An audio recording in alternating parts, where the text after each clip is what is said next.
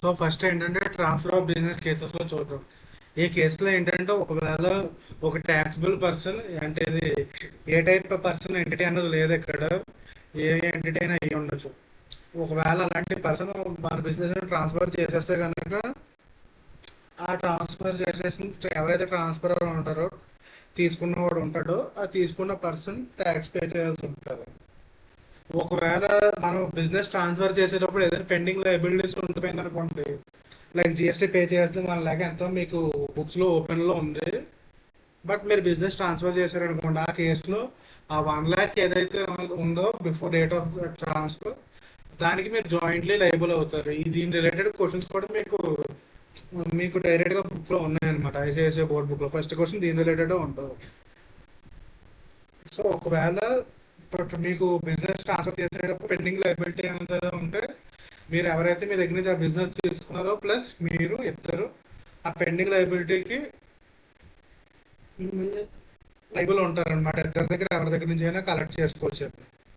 And next ఇంకోటి ఏంటంటే ఒకవేళ డేట్ ఆఫ్ ట్రాన్స్ఫర్ ఒకసారి ట్రాన్స్ఫర్ అయిపోయిన డేట్ తర్వాత నుంచి ఒకవేళ ఏ పెనాల్టీ అయినా అది మొత్తం కంప్లీట్గా మనం ఎవరైతే మన దగ్గర నుంచి ఎవరైతే పేరు బిజినెస్ తీసుకుంటారో ఆ పర్సనే ట్యాక్స్ పే చేసుకోవాలి. అండ్ ఇంకోటి ఒకవేళ మన దగ్గర నుంచి బిజినెస్ తీసుకున్నప్పుడు ఆల్రెడీ రిజిస్టర్డ్ పర్సన్ అనుకోండి, వాళ్ళు సర్టిఫికేట్ ఆఫ్ రిజిస్ట్రేషన్ కూడా అమెండ్మెంట్ కోసం అప్లై చేయాలండి విత్ ఇన్ టైంలో. ఒకవేళ ఇందులో స్పెషల్ కేసు ఏంటంటే ఒకవేళ సోల్ ప్రొపరేటర్ కనుక చనిపోతే సోల్ ప్రొపరేటర్ కనుక చనిపోయే ఆ బిజినెస్ వేరే వాళ్ళకి ట్రాన్స్ఫర్ అయింది అనుకోండి, ఆ కేసులో పెండింగ్ లయబిలిటీస్ అన్నీ కూడా ఆ ట్రాన్స్ఫర్ ఎవరైతే ఉన్నారో వాళ్ళే భరించాలి. ఈ ట్రాన్స్ఫరర్ సైడ్ మనకి ఎలాంటి లయబిలిటీ మిగలదు అనమాట. అంటే సోల్ ప్రొపరేటర్ యొక్క లీగల్ రిప్రజెంటేటివ్ అలాగా. సో ఇది. అండ్ నెక్స్ట్ వచ్చి liability of agent and principal. Agent and principal మనకు తెలిసిందే, వాళ్ళు జాయింట్లు అండ్ సెపరేట్లీ లయబుల్ ఉంటారు అన్నిటికి. అండ్ నెక్స్ట్ ఒకవేళ కంపెనీ అమాల్గమేషన్ కానీ మెర్జర్ కానీ చేసుకుంది కోర్ట్ ఆర్డర్ వల్ల, ఆ ఇష్యూస్ ఏంటో చూద్దాం. సో ఒకవేళ 2 కంపెనీస్ కోర్ట్ ఆర్డర్ వల్ల మెర్జ్ అయ్యింది, for example A and B కలిపి మెర్జర్ అవుతున్నాయి. ఈ మెర్జర్ అయ్యేది ఏంటంటే కోర్ట్ ఆర్డర్ అనేది ఒక్కొక్కసారి ఏంటంటే effective date earlier, actual date of order అంటే ఎర్లియర్గా ఎఫెక్ట్ తీసుకోమన్నట్టుగా వస్తుంది అనమాట. కోర్ట్ ఆర్డర్ ఏమో మనకి June 30th వస్తుంది, కాకపోతే ఆర్డర్లో మెన్షన్ ఏంటంటే with effect from 1st April 2025 అని ఉంటుంది. సో ఈ 1st April 2025 నుంచి ఈ 30th June మధ్యలో ఏదైతే ట్రాన్సాక్షన్స్ చేసుకుంటాయో ఈ 2 కంపెనీస్ కానీ మెర్జ్ అయిపోయే కంపెనీస్, ఆ వాటి మధ్యలో జరిగే ట్రాన్సాక్షన్స్ అన్నీ అంటే వేటి రెవెన్యూ వాటికి ఇండివిజువల్గా ఆ కంపెనీకి అలొకేట్ అవుతుంది. ఏ ట్రాన్సాక్షన్ అని ఏకి అలొకేట్ అవుతుంది, బి ట్రాన్సాక్షన్ అని బికి అలొకేట్ అవుతాయి. వాళ్ళ ట్యాక్స్లు ఆల్రెడీ పే చేసుకుంటారు. అండ్ మనకి ఈ డేట్ ఆఫ్ ఆర్డర్ లోపు జరిగిన ట్రాన్సాక్షన్స్ అన్నీ కూడా ఈ 2 కంపెనీస్ ఏవైతే ఉన్నాయో ఏ అండ్ బి, ఆ ఏ అండ్ బిని సెపరేట్ ఎంటిటీస్గా కన్సిడర్ చేస్తారు అన్నమాట, డిస్టింక్ట్ కంపెనీస్ కింద. ఒకసారి ఆర్డర్ June 30th ఆర్డర్ అయితే వచ్చిందో ఆ ఆర్డర్ రాగానే పాత రిజిస్ట్రేషన్ సర్టిఫికేట్స్ క్యాన్సిల్ అయిపోతాయి. అది.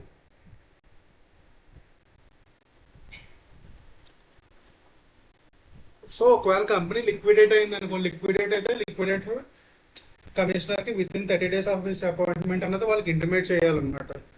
సో అలా ఇంటిమేట్ చేసిన తర్వాత కమిషనర్ వాళ్ళకి కావాల్సిన ఇన్ఫర్మేషన్ అడుగుతాడు. ఆ ఇన్ఫర్మేషన్ అడిగి ఈ కమిషనర్ క్యాలిక్యులేట్ చేస్తారు అనమాట, ఎంత పెనాల్టీ ఉంది, ఎంత ట్యాక్స్ ఉంది, పే చేయాల్సింది. ఆ ట్యాక్స్ అనేది లిక్విడేటర్కి ఇంటిమేట్ చేస్తాడు. ఇంటిమేట్ చేసి విత్ ఇన్ 3 months లోపు అదంతా మాకు తిరిగి కట్టేయాలన్నట్టుగా ఒక ఇంటిమేషన్ పంపిస్తాడు అనమాట.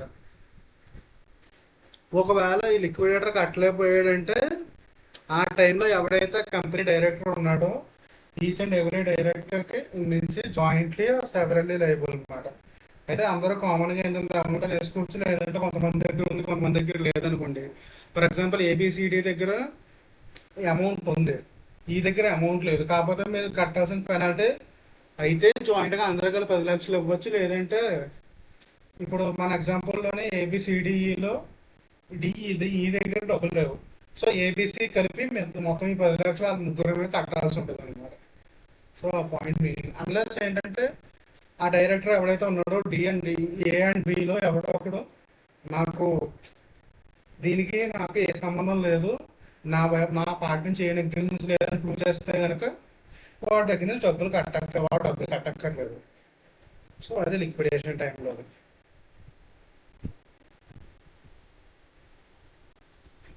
సో ఇది కూడా సేమ్, మీకు ఆ లిక్విడేషన్లో ఏ ప్రొవిజన్స్ ఉన్నా డైరెక్టర్స్ కూడా అదే అప్లై అవుతుంది. ఒకవేళ డైరెక్టర్స్ నిర్లక్ష్యం కింద ఉన్నట్టుగా ప్రూవ్ అవుతే కనుక వాళ్ళు జాయింట్ లైన్ సెవియర్లీ లైబుల్ అవుతారు. ఒకవేళ అలా కాకుండా వాళ్ళ నెగ్లిజెన్స్, మిస్ఇన్ఫర్మేషన్ అలాంటివి ఏమీ లేకపోతే మనమే వాళ్ళకి జాయింట్ లైన్ సెవియర్లీ లైబుల్ ఉండదు, ఎందుకంటే కంపెనీకి మాత్రమే లైబిలిటీ ఉంటుంది అన్నమాట. ఇది పార్ట్నర్షిప్ ఫామ్, ఇది మనకు తెలిసింది. ఇందులో కొత్త పాయింట్ ఏంటంటే రిటైర్మెంట్ అయిన పార్ట్నర్కి ఒక లైబిలిటీ ఎలా చూస్తాం ఉన్నది. సో నార్మల్గా పార్ట్నర్షిప్ అన్నది మొత్తం జాయింట్ లైన్ సర్వేర్లో లేబుల్ కదా. ఇక్కడ ఏంటంటే పార్ట్నర్ రిటైర్ అయ్యేటప్పుడు నువ్వు ఏ పార్ట్నర్ అయితే రిటైర్ అవుతాడో ఆ పార్ట్నర్ కానీ, లేదంటే ఆడ పార్ట్నర్ పనిచేసే ఫామ్ కానీ విత్ ఇన్ 1 monthలో కమిషనర్కి ఇంటిమేట్ చేస్తే వాడు ఎలా రిటైర్ అవుతున్నాడని.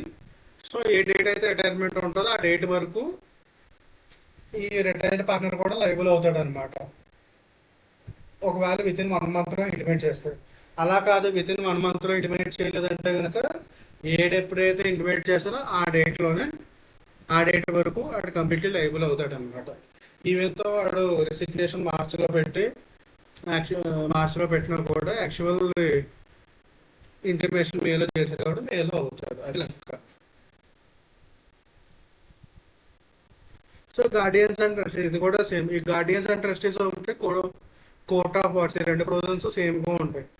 ఈ గార్డియన్స్ అండ్ ట్రస్టీస్ ఏంటంటే ఒకవేళ మన మైనర్స్ కానీ, మెంటల్లీ డిస్టర్బ్డ్ ఇలాంటి పర్సన్స్ కానీ ఉంటారు కదా, వాళ్ళ గార్డియన్స్గా ఉన్న వాళ్ళకి ట్యాక్సిబిలిటీ ఎలా పడుతుంది.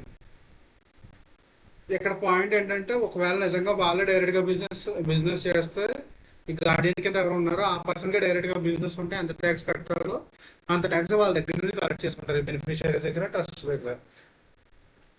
అండ్ కోర్ట్ ఆఫ్ వాట్స్ కూడా ఇది. ఒకవేళ ఏదన్నా బిజినెస్ కానీ ఏదన్నా కోర్ట్ అపాయింట్ చేసిన మేనేజర్ అలాంటి వాళ్ళ చేతుల్లో ఉండిపోయింది అనుకోండి, అప్పుడు ఈ దీనికి రిలేటెడ్ అంతా ఎవరైతే పర్సన్ అపాయింట్ అయ్యారో ఆ పర్సన్ నుంచి కలెక్ట్ చేసుకోవచ్చు అనమాట. సో నెక్స్ట్ ఇవి కొన్ని సెపరేట్ స్పెషల్ కేసెస్ లాంటివి. ఒకవేళ ఎవరైతే ట్యాక్స్ పే చేయాలో ఆ పర్సన్ చచ్చిపోయారు అనుకోండి, అండ్ ఆ బిజినెస్, ఈ కేసులో 2 సినారియోస్ ఉంటాయి. ఫస్ట్ ఏంటంటే బిజినెస్ పర్సన్ చనిపోయారు, ఎవరైతే బిజినెస్ చేస్తున్నారో ఆ పర్సన్, కాకపోతే బిజినెస్ కంటిన్యూ అవుతుంది అనుకోండి వాళ్ళ లీగల్ రిప్రజెంటేటివ్ చేత. సో ఆ లీగల్ రిప్రజెంటేటివ్ మొత్తం ఎంతైతే ట్యాక్స్ లయబిలిటీ ఉందో అంతా పే చేయాల్సి ఉంటుంది.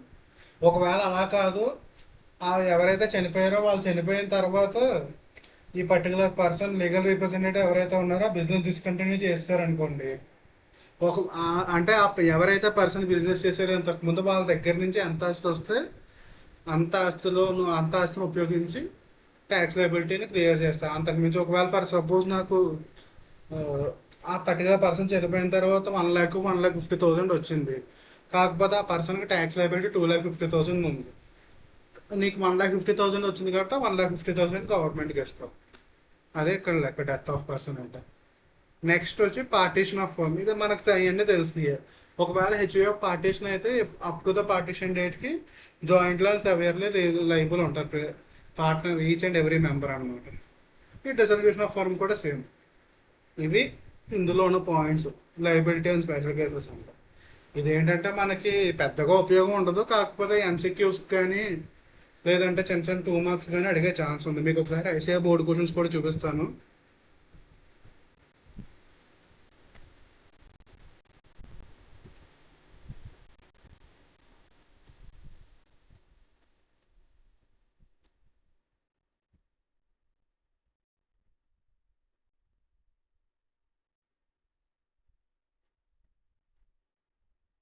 సో డైరెక్ట్గా క్వశ్చన్స్ దగ్గరికి వెళ్ళిపోతాను. మొత్తం మీరు చూసుకోక లేదా పైన ఏ పాయింట్స్ ఉన్నాయో అన్ని పాయింట్స్ కవర్ చేసాం మనం. Okay, so first question.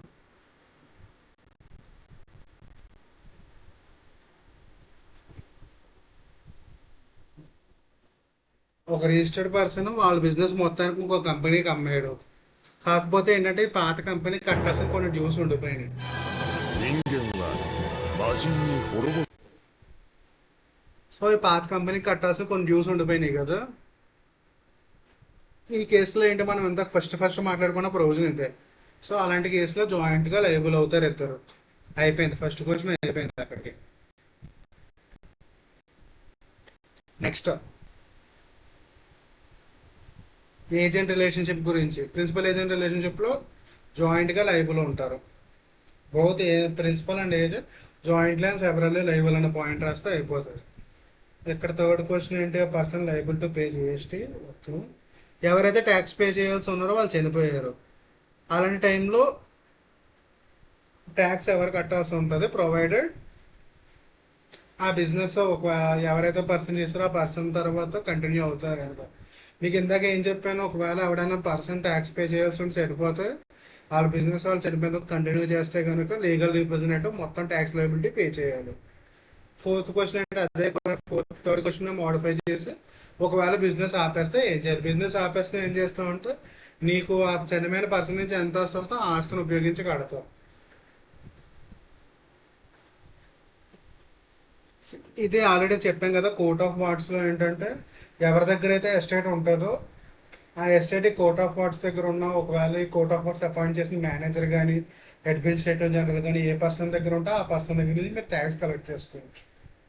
Next point amalgamation or merger. Already point discuss చేసుకున్నాం సపరేట్గా, ఇందులో స్పెషల్గా చెప్పాల్సింది లేదు. ఈ పాయింట్స్ అనేవి మనం ఆల్రెడీ మాట్లాడుకున్నాం. సో మీకు క్వశ్చన్స్ కూడా కవర్ అయిపోయినాయి ఇక్కడ. ఓకే.